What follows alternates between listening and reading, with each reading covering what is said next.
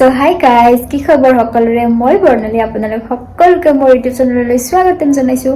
So আজি আমি যাম ৰাস চাবলৈ আৰু যেহেতু ৰাস চাবলৈ যাম ভাবিলো আপোনালোককো দেখুৱাও আৰু মোৰ ভিডিওটো দুদিনৰ লগ কৰি এটা ভিডিও বনাম গতিকে আপোনালোকে কনফিউজ নহব আৰু মোৰ ভিডিওটো একেবাৰে শেষলৈ চাই থাকিব ঠিক আছে।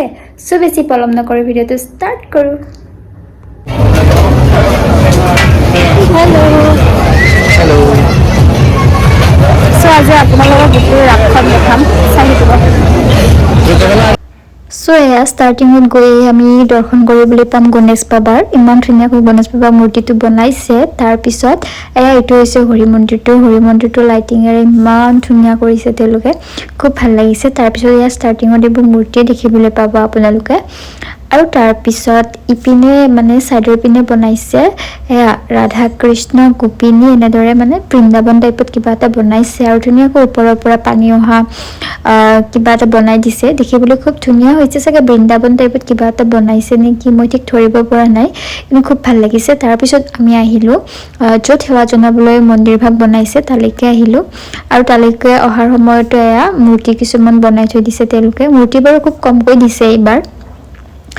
আৰু ইপিনে এয়া দেখিছেনে ফ্লেগবোৰ এনেদৰে সজাই থৈ দিছে। তাৰপিছত মূৰ্তি য'ত মন্দিৰটো সেৱা জনাম এয়া ৰাধা কৃষ্ণৰ মূৰ্তি য'ত আছে তাৰ একেবাৰে কাষত আমাৰ জুবিনদাৰ প্ৰতিমূৰ্তিটো বনাই থৈছে আৰু লগতে দীপক শৰ্মা ডাঙৰীয়াৰো ফটো এখন তেওঁলোকে ধুনীয়াকৈ বনাইছে, খুব মৰম লগা কৰিছে দেখিবলৈ। তেওঁকো শ্ৰদ্ধাঞ্জলি জনাইছে আৰু মানে মানুহবোৰ বেছিকৈ ভিৰ হৈছে জুবিনদাৰ সন্মুখতেই, কাৰণ জানো সকলোৰে আবেগ মানে কি ক'ম আৰু ক'বলৈ ভাষা নাই। তো তাতেই বেছি সময় থাকিলোঁ আমি জুবিনদাৰ ওচৰতে। মানুহবোৰো আহি জুবিনদাৰ ওচৰতে মানে ফটো লৈছে, কোনোবাই ভিডিঅ' জনাইছে, কোনোবাই বা চায়ে আছে একেদৰে জুবিনদাৰ পিনে। চ' মানে কি ক'ম, মূৰ্তিটো তেওঁলোকে ধুনীয়া মূৰ্তি বুলিয়ে ক'লোঁ আৰু প্ৰতিমূৰ্তিটো তেওঁলোকে ধুনীয়াকৈয়ে বনাইছে, কিন্তু মনবোৰহে ইমান বেছি ভাল লগা নাই। কাৰণ জুবিনদাৰ ক'ত আমি ফাংচন এনজয় কৰিব লাগে আৰু ক'ত আমি জুবিনদাৰ প্ৰতিমূৰ্তি চাই দুখ কৰিব লগা হৈছে নহয় জানো। তাৰপিছত তাৰ পৰা আহিলোঁ আৰু এইখন হৈছে ষ্টেজখন য'ত প্ৰগ্ৰামবোৰ হ'ব আৰু তাতো জুবিনদাৰ ফটো এখন ধুনীয়াকৈ থৈ দিছে। মানে চবতে জুবিনদাকে মানে তেওঁলোকে স্মৰণ কৰিছে, খুব ভাল লাগিছে জুবিনদাক সকলো পিনে দেখি।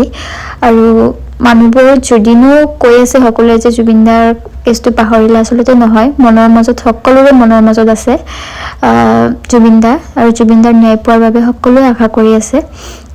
ৰখি আছোঁ আমি সকলোৱে নহয় জানো।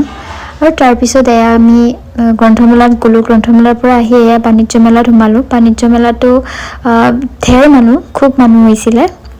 চ' আমি খুব বেছি মানে একো চাব নোৱাৰিলোঁ ভিতৰত, ইমান বেছি হেঁচা ঠেলাৰ মাজত মানে ক্লিপছবোৰ ল'বই নোৱাৰিলোঁ। যেনেকৈ লওঁ বুলি ভাবিছিলোঁ এইবোৰ ভইচ অভাৰ দিব লগা হৈছে, কাৰণ ইমান মানুহৰ মাজত মুখেৰে ক'বও ভাল নালাগে, কথাবোৰ কৈ থাকিব, কোনোবাই কিবা ক'ব যেন ফিল হয়। চ' ভইচ অভাৰ দি দিলোঁ। চ' আমি বাণিজ্য মেলাত এনেদৰে কিবা কিবি চালোঁ, কিন্তু একো ল'ব নোৱাৰিলোঁ কাৰণ ইমান বেছি দাম নহয়, মানে একো লোৱাৰ ইচ্ছাই নগ'লে। আৰু তাৰপিছত বাণিজ্য মেলাৰ পৰা ওলাই আহিলোঁ। বাণিজ্য মেলাৰ সন্মুখতে আকৌ জুবিনদাৰে ফটো কেইখনমান তেওঁলোকে বনাইছে। এইখিনি দেখি যে মোৰ খুব বেছি বেয়া লাগিছে, কাৰণ ইয়াত জুবিনদাৰ গান এটাও বজাই থৈ দিছিলে তেওঁলোকে।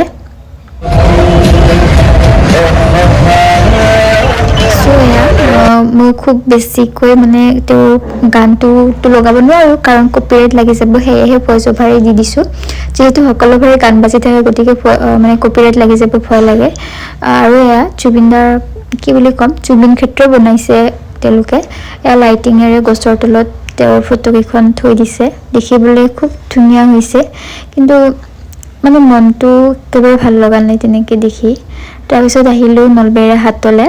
নলবেইৰা হাটত আমি খাবলৈ গ'লোঁ। তাৰপিছত আৰু আপোনালোকক কৈছিলোঁ যে এই ভিডিঅ'টোত মই দুদিনৰ ভিডিঅ' একেলগে লগ কৰি এটা ভিডিঅ' বনাম। চ' এয়া মই নেক্সট দিনাখন যাবলৈ ওলাইছোঁ ৰাস চাবলৈ, আৰু এতিয়া মই ৰেডি হৈ আহি আছোঁ। ব'লক। চ' গাইজ মই ড্ৰেছ কৰি আহি ল'লোঁ। এয়া বাহিৰত যিহেতু অকণমান ঠাণ্ডা, সেই গতিকে গৰম কুৰ্তি পিন্ধি লৈছোঁ। বাকী মুখৰ মেকআপ একেবাৰে লাইটকৈ কৰিছোঁ। এতিয়া আমি যাওঁ, তো ব'লক।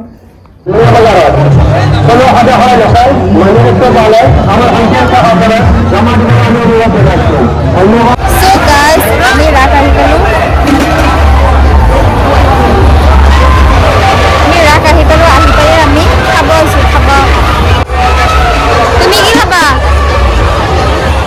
আলু চাটনি আৰু মই খাম পাপৰি চাটনি So guys, আমাৰ খাদ্য আহি গ'ল এতিয়া আমি খাম ঘৰৰ কাৰণে মাছটো মছলা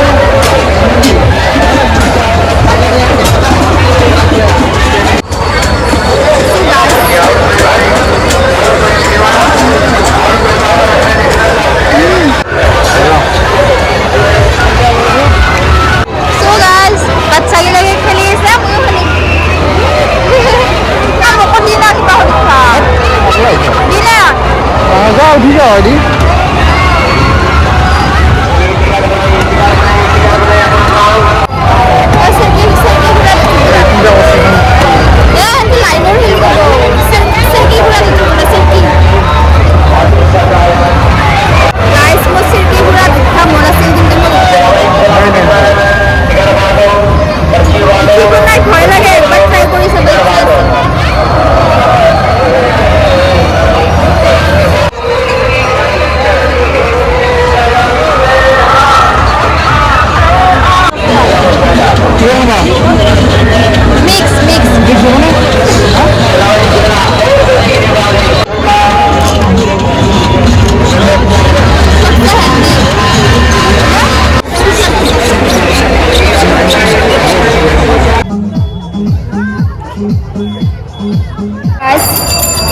আমাৰ ৰাস্তা হৈ গ'ল আৰু ৰাত বুলি মোক এইটো দিছে তো গাইজ আমি ৰাস্তা আহি পালোঁ আৰু চাওক কাপোৰৰ লগত বেগৰ কালাৰ মেচিং কৰি লৈ গৈছিলোঁ আৰু ৰাসৰ পৰা লৈ আহিলোঁ মই চবচে মোৰ ভাল লগা বস্তু এয়া ময়ূৰৰ পাখি প্ৰথম দিনা যোৱাৰ পৰা ভাবি আছিলোঁ যে ময়ূৰৰ পাখি এটা ল'ম আৰু আজি লৈ আহিলোঁ আৰু আজিৰ পৰা ৰাস যাব নাযাওঁ আজিৰ পৰা বাই বাই কাৰণ ইমান বেছি মানুহ হৈ ভগৱান খোজ দিব জেগা নাই মই মানুহৰ পাছত একদম মানুহ একদম চেপা খাই যাওঁ চ' আজিৰ পৰা নাযাওঁ আজিৰ পৰা বাই বাই আৰু অহা বছৰ চাম বাৰু আজিৰ ব্লগটো ইমানেই আছিল বেছি দীঘল নকৰিলোঁ চ' আশা কৰোঁ আপোনালোকে ৰাসখিনি চালে প্ৰথম দিনাখন বেছি ভালকৈ কৰিছিলোঁ আজি খাবৰ কাৰণেহে গৈছিলোঁ ইমান ঘূৰিব যোৱা নাছিলোঁ চ' বাৰু আজিলৈ আহিছোঁ বাই